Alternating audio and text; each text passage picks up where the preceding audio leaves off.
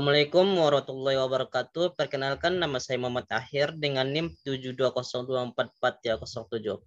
Kali ini saya akan mereview kelebihan kekurangan dari buku Aspek Hukum dan Etika Bisnis. Buku yang pertama yaitu buku dari karya Zaini Ashadi yang berjudul Hukum Bisnis, Prinsip dan Pelaksanaannya di Indonesia. Penerbit PT Raharja Grafindo Persada, Jakarta. Buku ini terdiri dari 370 halaman dengan ISBN 9789797694500. Dalam buku ini terdapat 11 bab.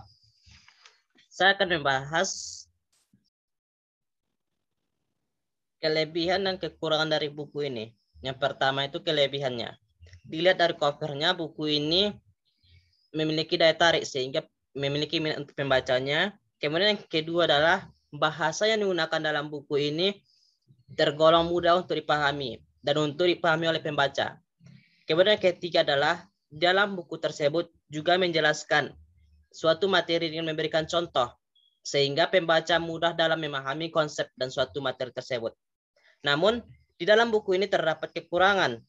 Yang pertama itu tidak diberikannya jarak antara bab 1 dengan bab yang lainnya sehingga penekanan antara bab 1 dan bab 2 itu susah untuk dipahami. Kemudian yang kedua adalah tidak adanya penggunaan gambar dalam buku tersebut, sehingga pembaca susah untuk memahami dari materi yang ada dalam buku tersebut. Kemudian yang ketiga adalah tidak adanya pembuatan contoh atau studi kasus dalam buku ini.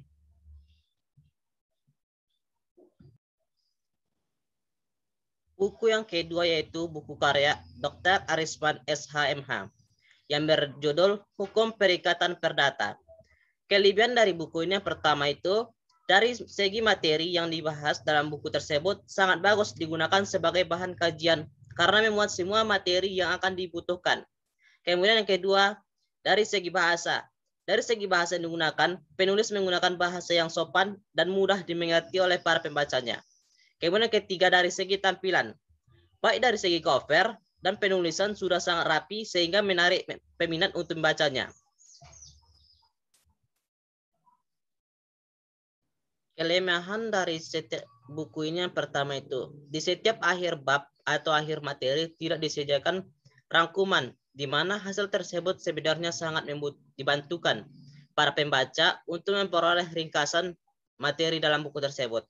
Kemudian yang kedua adalah tidak disediakannya soal latihan yang juga sebenarnya sangat bagus untuk mengetahui sejauh mana pembaca memahami materi yang sudah dipaparkan.